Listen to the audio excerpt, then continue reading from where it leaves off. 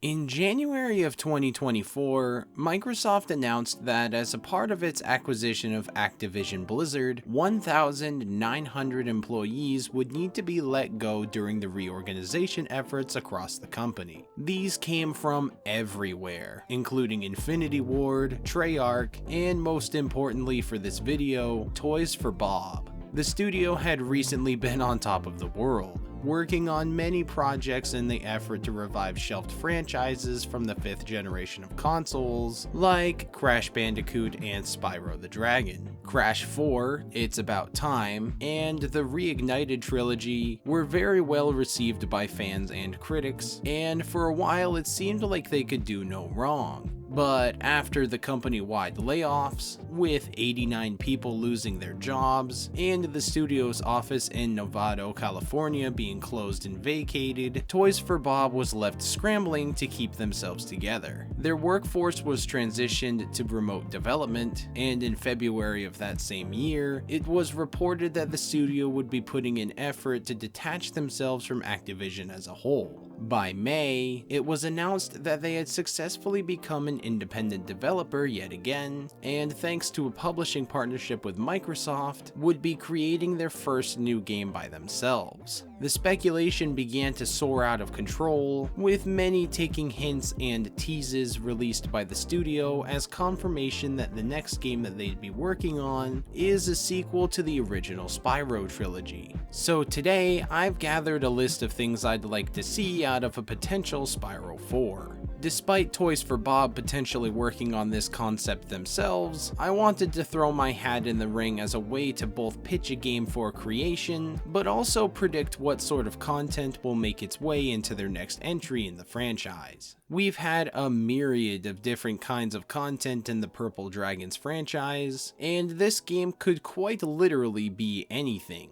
I've seen some folks think that they're simply remaking and finishing the concepts behind Enter the Dragonfly. I've seen people contemplate them adding material from the Skylanders merchandise into a new series of games, and there are some unhinged Legend of Spyro cultists that see those games getting adapted to fuse both timelines together into a new one.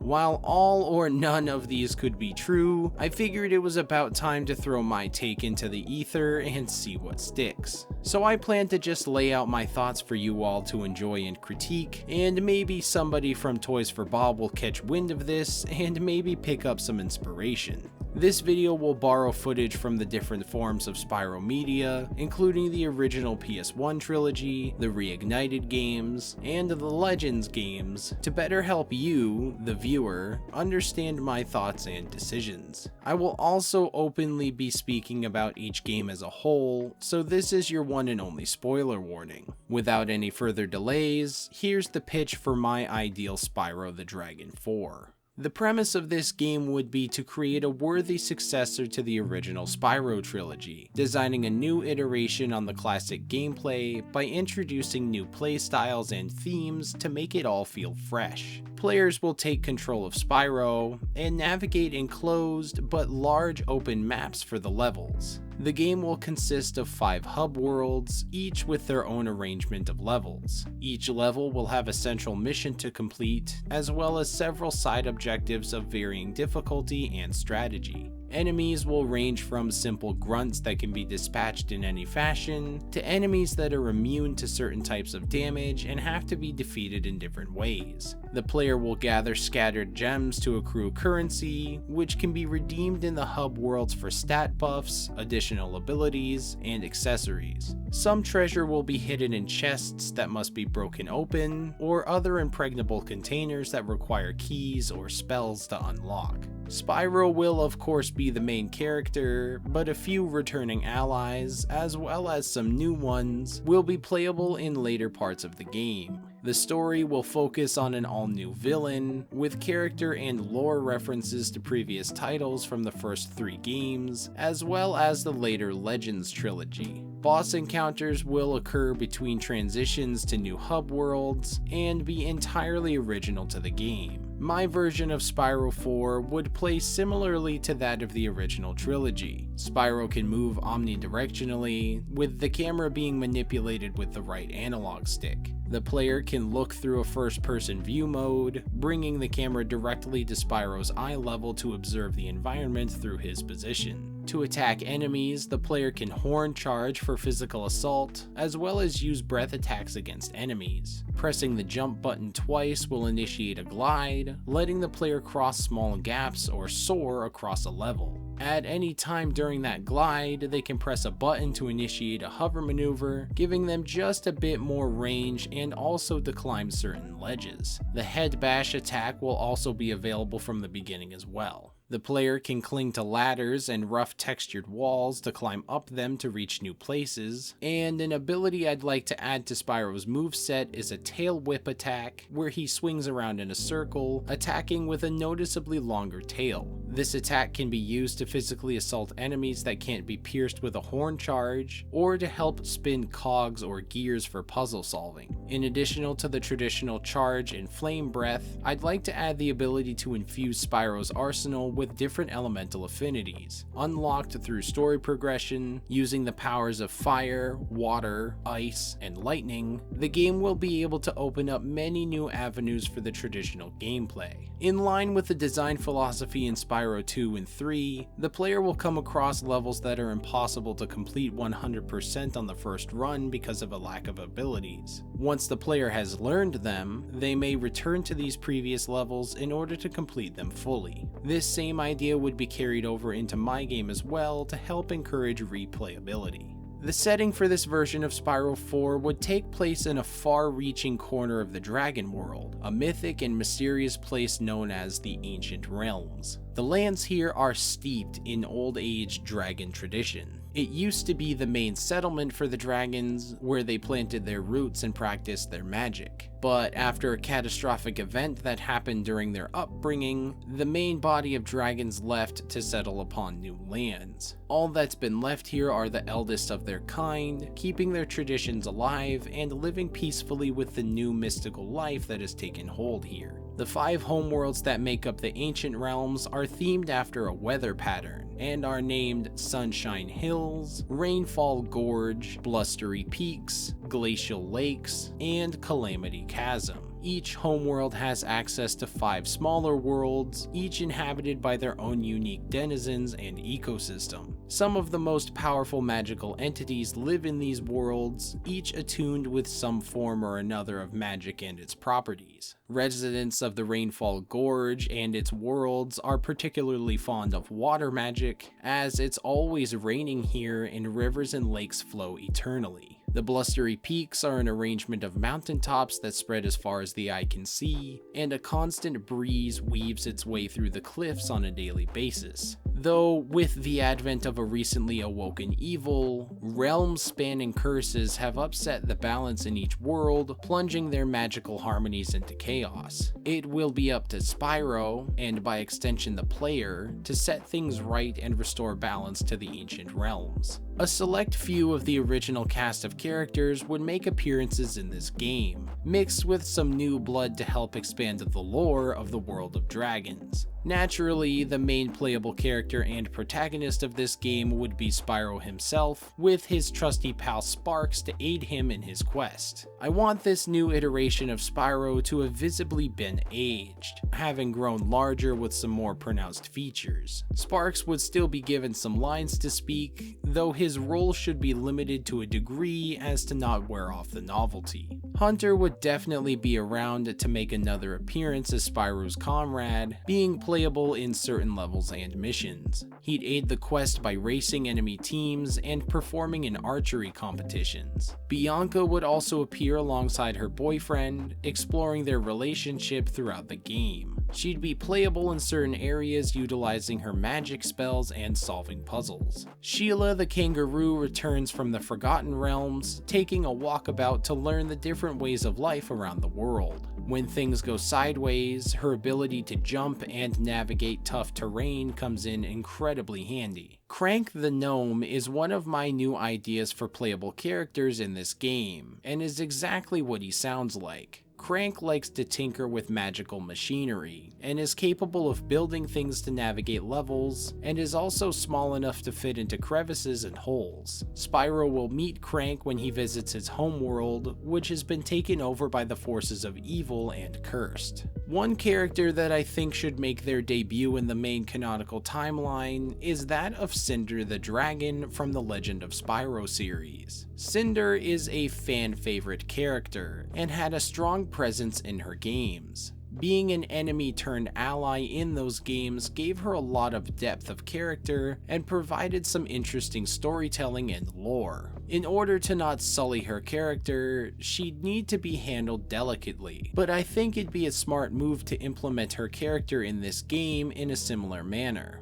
So in order to explain her origin, I need to tell you guys about the villain that I'd introduce for this game. In coming up with the main antagonist of this game, I decided upon making another dragon causing havoc upon the ancient realms. The general goal of the dragons in the original trilogy seemed to be that of taking care of the balance and harmony of the world they reside in. The first game demonstrates this by giving each dragon you save a role within their homeworld. So for this theoretical game, I want the antagonist to work in opposition to that mission. The new threat to peace in the realms is a powerful mystic known as Nyx, a black dragon with purple features. Her dragonfly is also a dark purple color named Null. Nyx has always been a talented mage, taking command of the 4 basic elements, plus regular use of incantations and spells as well. She slowly grew more and more powerful, to the point where the dragons became afraid of her. When she began proclaiming rhetoric that dragons were divine and meant to rule over all else, the rest of the dragons had to combine their efforts to seal her away in an underground crypt. This place was so destroyed and lifeless, it became known as the Chasm, and the dragons fled the ancient realms, save for a tribe who dedicated their lives to making sure Nyx stayed sealed forever. She simply waits here, biding her time for the right opportunity to arise and break from her binds, enacting her global domination efforts once again. To help plot her escape, Nyx had to gather energy for a significant amount of time. She waited and waited for a chance, and one has recently been given to her. Another black dragon has recently just come of age in the ancient realms, a dragon named Cynder. She began reaching out to her in visions, calling to her and trying to get her on her side. Cynder was wary at first, but felt a connection to her, both of them being talented mystics and also being the same color. Nyx played the victim, attempting to garner sympathy from the young dragon. The two would regularly communicate, researching ways to try freeing Nyx from captivity. They eventually surmised that the only way for her to break free was the harnessing of a massive amount of magical energy, enough to shatter the seal and empty her imprisonment. Thankfully, with the new wave of hatchlings that were rescued in the sorceress's attempted takeover, a surge of magical energy has entered the world, and it's only a matter of time before Nyx and Cynder have built up enough power to enact their plan. As a part of dragon tradition, each of the hatchlings will be given a dragonfly partner soon, unlocking their ability to use magic and forge a powerful bond. Thus, a new adventure is soon to begin in the land of the ancient dragons. I'll now go over a basic plot summary for this game, explaining where I want the direction for things to go, while ultimately expanding the lore of the franchise, while also telling a thrilling story for both newcomers to the series and veteran players experienced with the title. Taking place several years after the end of the Year of the Dragon, this adventure begins with a coming-of-age ceremony where the new generation of dragons that has been saved from the sorceress will meet and join with their partner dragonflies. This ceremony is as old as the dragons themselves, and so the only fitting place to do it is within the ancient realms. In the Sunshine Hills homeworld lies a massive castle with an altar specifically for this ritual.